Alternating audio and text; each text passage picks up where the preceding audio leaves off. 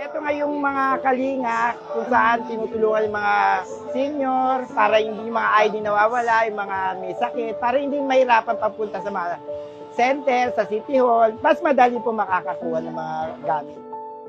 Para sa akin, maganda to kasi nga, ito yung pinaka-the best na gagawin ni Mayorang proyekto. Tulad ng mga may sakit, kailangan ng madaling gamot, mabibigay agad ni Mayora.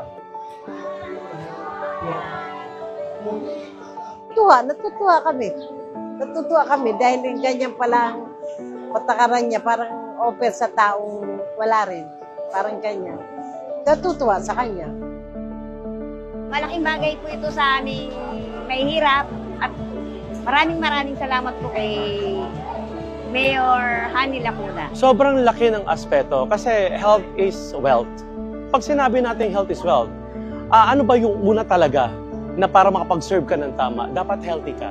Ang dami naman niya nagagawa eh. Nakakatulong naman sa mga bata na may sakit, lumalapit sa kanyang mga magulang. Tutulungan niya at hindi alam ng mga tao yun. Mayora is doing her best para iserve ng tama sa taong bayang pinamumunuan niya. Yung sinasabi nga nating progresibong pamumuhay, so dapat makita natin na dapat ang tao natin maayos na namumuhay by all means.